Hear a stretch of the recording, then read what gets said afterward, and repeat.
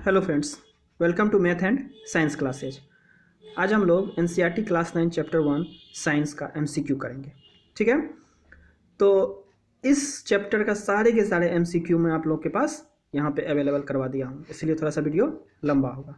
तो हम लोग वीडियो शुरू करते हैं। First question, the quantity of matter present in an object is called its, क्या होगा आप लोग बता सकते हैं? Is called its mass, is called its mass. ठीक है, next question, the boiling point of alcohol is 78 degree Celsius, what is temperature in kelvin scale.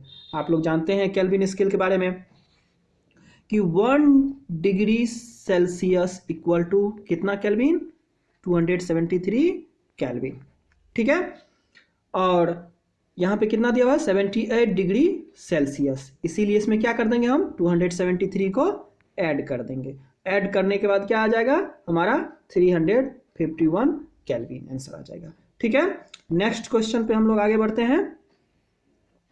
Sorry,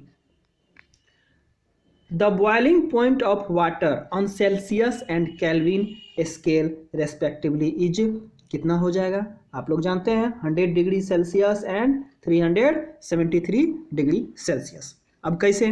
तो कैसे हम लोग देखते हैं कि वाटर का बॉइलिंग पॉइंट कितना होता है? 100 डिग्री सेल्सियस।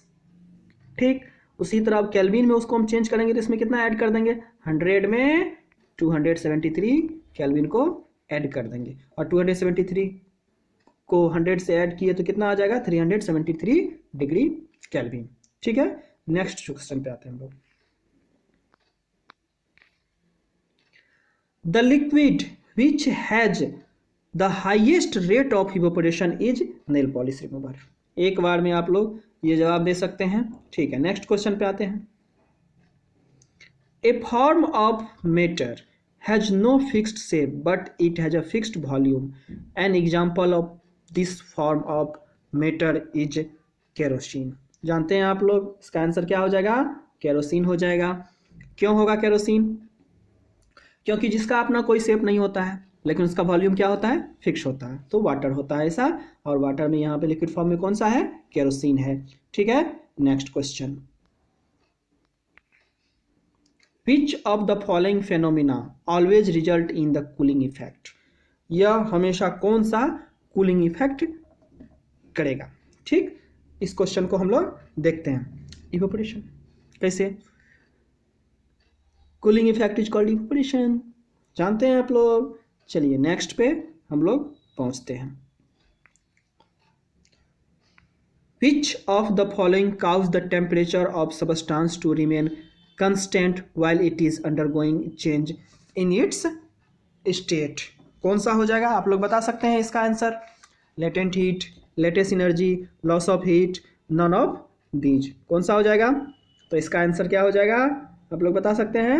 Latent heat. कैसे समझते हैं? क्या होता है लेटेंट हीट का मतलब? क्या होता है? छिपा हुआ उष्मा, छिपा हुआ हीट, छिपा हुआ हीट। आगे बढ़ते हैं नेक्स्ट क्वेश्चन पे। विच of the following has highest kinetic energy? Particles of ice eight 0 degree Celsius, particles of water at 0 degree Celsius, particles of water at 100 degree Celsius, particles of steam eight 100 degree Celsius. इसमें किसका kinetic energy सबसे ज़्यादा होगा? तो kinetic energy मतलब छिपा हुआ energy, एक तरह से वो क्या होता है? छिपा ही होता है। तो उसमें क्या होगा? स्टीम में सबसे ज़्यादा क्या हो जाएगा? Kinetic energy. ठीक है, स्टीम को अगर आप छुइएगा तो सबसे ज़्यादा वो आपको जलन महसूस कराएगा, आइस ये सब नहीं। ठीक है, नेक्स्ट क्वेश्चन पे हम लोग बढ़ते हैं। विच of the following does not affect rate of evaporation? इसमें से कौन सा जो है रेट ऑफ इवेपोरेशन को अफेक्ट नहीं करेगा? विंड स्पीड, ये तो क्या करेगा? सरफेस एरिया, ये भी करेगा। टेम्परेचर भी करेगा। इनसॉल्युबल हैवी इम्प्योरिटीज, ये कैसा है जो रेट ऑफ इवेपोरेशन को अफेक्ट नहीं करेगा। Next question, what is the term used to describe the phase change of liquid to gas? यह कौन सा टर्म है जो लिक्विड टू गैस में चेंज होता है? कौन होगा?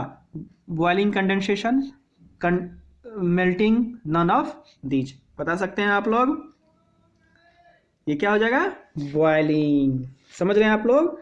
किस में? Change of liquid to gas. तो लिक्विड से गैस में उसको हम बॉयल करेंगे तो वो किस में हो जाएगा? ठीक है, नेक्स्ट क्वेश्चन हम लोग आगे बढ़ते हैं। ठीक, what term is use to describe the phase change of solid to liquid? अब सॉलिड से लिक्विड में कौन सा फेज चेंज होगा? फ्रीजिंग होगा, मेल्टिंग होगा, बॉइलिंग होगा या नन ऑफ दीज होगा? बताइए बताइए। इसमें सॉलिड टू लिक्विड ऑब्वियसली क्या हो जाएगा? मेल्टिंग। क्या हो जाएगा? मेल्टिंग। ठीक है, नेक्स्ट क्वेश्चन पे हम लोग बढ़ते हैं। What term is use to describe the phase change as liquid become solid? Liquid से सॉलिड बन जाए क्या कहलाएगा? इवेपोरेशन, कंडेंसेशन, फ्रीजिंग या नन ऑफ दीज? बताइए आप लोग। किसमें liquid become solid? Liquid become solid, freezing. तो लोग फ्रीज में क्या डालते हैं? पानी डालते हैं, वो किस में चेंज हो जाता है? आइस में चेंज होता है, तो वो क्या कहलाता है? फ्रीजिंग। चलिए नेक्स्ट क्वेश्चन पे हम लोग आगे बढ़ते हैं। As of the 1990s scientists have proved the existence of how many states of matter? of 5। याद है? प्लाज्मा एंड कौन था? बोस-आइंस्टीन। ठीक, नेक्स्ट क्वेश्चन पे हम लोग बढ़ते हैं। What is a dry ice? Solid carbon dioxide is called dry ice. Simple सा क्वेश्चन है। चलिए आगे बढ़ते हैं हम लोग। Gases can be liquefied by increasing pressure, decreasing temperature, both A and B, और डिक्रीजिंग प्रेशर। क्या होगा? बता सकते हैं आप लोग? Both A and B. इसका आंसर क्या हो जाएगा? Both A and B. कैसे? देखते हैं हम लोग। गैस को जब हम प्रेस करेंगे, गैस को मान लो इस बीकर में गैस है, ठीक है, गैस है, इसको हम प्रेस करेंगे किसी चीज़ से तो क्या हो जाएगा? प्रेस हो जाएगा, मतलब ये दब जाएगा, और दबने के बाद किस में चेंज हो जाएगा? लिक्विड में चेंज हो जाएगा। ठीक है, फिर अगर यहाँ पे हम लोग क्या करते हैं? टेम्परेचर को डिक्रीज कर देते हैं, कम कर देते हैं। अभी टेम्परेचर उसको कम करेंगे तो किस में चेंज हो जाएगा? वो लिक्विड में चेंज हो जाएगा। ठीक है, नेक्स्ट क्वेश्चन आगे बढ़ते हैं हम लोग। Bose-Einstein condensate have very low kinetic energy, low kinetic energy, high kinetic energy, highest kinetic energy. तो इसका आंसर क्या हो जाएगा? Very low kinetic energy. क्यों? क्योंकि बोस-आइंस्टीन कंडेंसेट, नाम ही है कंडेंसेट, इसमें क्या होता है? बहुत कम जो है काइनेटिक एनर्जी होता है। ठीक है, हम लोग नेक्स्ट क्वेश्चन पे। विच ऑफ द फॉलोइंग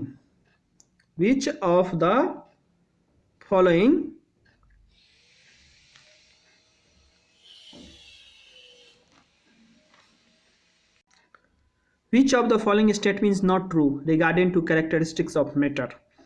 मैटर के रिगार्डिंग इसमें कौन सा सही नहीं है? ठीक है, पहला क्वेश्चन देखते हैं, पहला ऑप्शन देखते हैं। Kinetic energy of the particles increase with rise in temperature, क्या ये होगा? Kinetic energy of the particles of all matters remain the same at a particular temperature, क्या ये होगा? Particles of matter diffuse into each other on their own, क्या ये होगा? Particles of matter are randomly moving in all direction, क्या ये होगा? पहले क्वेश्चन समझेंगे तो ही हम लोग इसको जवाब दे पाएंगे। चलिए समझते हैं। विच ऑफ द फॉलोइंग स्टेटमेंट, इसमें से कौन सा स्टेटमेंट जो है वह सही नहीं है मैटर के कैरेक्टरिस्टिक के रिगार्डिंग? ठीक है, तो कौन नहीं होगा बता सकते हैं? तो क्या होगा? Particles of matter diffuse into each other on their own, यही आंसर हो जाएगा। ठीक है, हम लोग नेक्स्ट क्वेश्चन पे आगे बढ़ते हैं। CO2 can be easily liquefied and even solidified because it has weak force of attraction. It has comparatively more force of attraction. ठीक, it has more intermolecular space. It has present in atmosphere. इसका question समझे आप लोग? CO2 can be easily liquefied and even solidified because, किसके कारण हो जाएगा वो इजीली सॉलिडिफाइड या liquefied?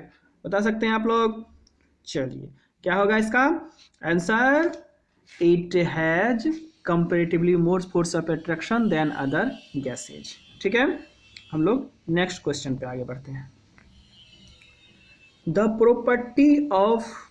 property to flow is unique to fluids. Which one of the following statement is correct? Only liquids are fluid. Only gases behave like fluids. Gases and solids behave like fluids. Gases and liquids है fluid. तो इसका answer क्या हो जाएगा? बहुत ही आसान है answer, gases and liquids है फ्लूइड्स, ये सब मतलब फ्लूइड्स है, बहता है। ठीक है, आगे बढ़ते हैं नेक्स्ट क्वेश्चन पे। During summer water kept in an earthen pot becomes cool because of the phenomena of, किसके कारण ये जो है अर्थन पॉट पे जो हम लोग पानी रखते हैं ये ठंडा क्यों होता है, किसके कारण होता है? डिफ्यूजन कारण, इवेपोरेशन कारण, ट्रांसपिरेशन के कारण या ऑस्मोसिस के कारण? बता सकते हैं आप लोग? दिमाग लगाइए, दिमाग लगाइए, ये क्या होगा आंसर? Evaporation causes cooling. क्या? नेक्स्ट क्वेश्चन हम लोग आगे बढ़ते हैं। A few substance are arranged in the increasing order of force of attraction between the particles which is the correct option? Force of attraction के अनुसार ये सबको इंक्रीजिंग ऑर्डर में अरेंज करना है, कौन सा इसमें सही होगा? साल्ट जूस, साल्ट मतलब क्या हो जाएगा?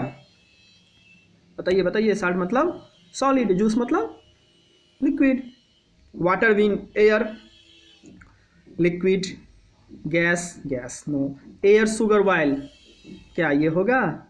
इंक्रीजिंग ऑर्डर में, मतलब सबसे पहले क्या होना चाहिए? जिसका फोर्स ऑफ अट्रैक्शन क्या हो? कम हो। ठीक, तो oxygen water sugar, yes, oxygen water and sugar. Force of attraction oxygen में गैस है सबसे कम होता है, वाटर में उससे कम होता है, शुगर में सबसे ज़्यादा होता है। ठीक है, आगे हम लोग बढ़ते हैं नेक्स्ट क्वेश्चन पे।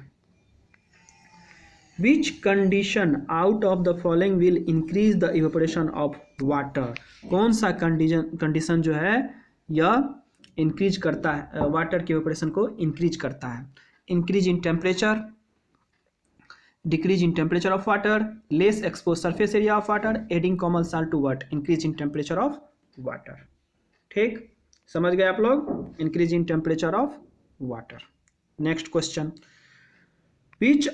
विच of the following will not undergo sublimation? Sublimation, इसमें से कौन सा सब्लिमेशन का एग्जाम्पल नहीं है? बस इतना समझ लेना है। ठीक है, कैंपर, अमोनियम क्लोराइड, आयोडीन या सोडियम क्लोराइड? बताइए। बहुत ही, सब्लिमेशन मतलब क्या होता है? कितना बार पढ़ा है? जो सॉलिड से डायरेक्ट गैस में चेंज होता है, इसमें कौन सा चेंज होता है? Yes, sodium chloride. Next question, on increasing the temperature of a gas, मतलब गैस के टेम्परेचर को इंक्रीज करेंगे तो क्या होगा? Its kinetic energy increases, its kinetic energy decreases, it gets converted into liquid, its particle become closer to each other. Obviously जैसे ही temperature high करते हैं तो वो क्या होता है? उसका काइनेटिक एनर्जी बढ़ जाता है। ठीक है, next question, conversation of solid to liquid is called evaporation, fusion, sublimation, none of these? बताइए बताइए, इसका आंसर क्या हो जाएगा? फ्यूजन हो जाएगा। क्यों? सॉलिड से लिक्विड में होता है तो डायरेक्ट फ्यूजन होता है। और क्या वहाँ बोलते हैं हम लोग सॉलिड से लिक्विड में? सॉलिड से लिक्विड में मेल्टिंग बोलते हैं ना, मेल्ट करता है, उसी तरह फ्यूजन है। ठीक है, ये आप लोग को हम याद भी करवाए हुए थे थ्योरेटिकल पार्ट में। नेक्स्ट क्वेश्चन, आगे बढ़ते हैं। Heat required to convert solid into liquid is called boiling point, boiling point of liquid, latent heat of fusion, latent heat of vaporization. Heat required to convert solid into liquid. Solid से liquid में change हो रहा है तो इसमें vaporisation होगा कि fusion होगा? वेपर तो नहीं हो रहा, इसमें तो फ्यूजन ही होगा। क्या हो जाएगा आंसर इसका? फ्यूजन हो जाएगा। Choose the incorrect pair. Solid fixed volume, solid का वॉल्यूम फिक्स होता है। Liquid fixed volume, gases fixed volume, none of these. Gases fixed volume. Next question, intermolecular force are strongest in solid, liquid, gas and plasma?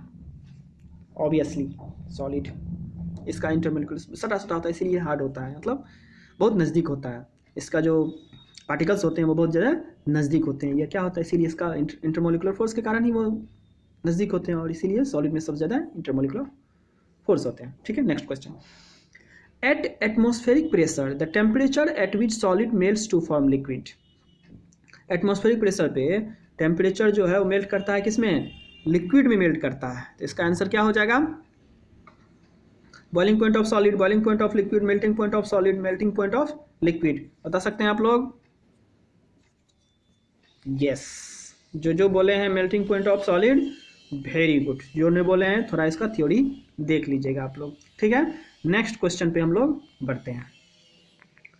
Choose the incorrect option, choose the incorrect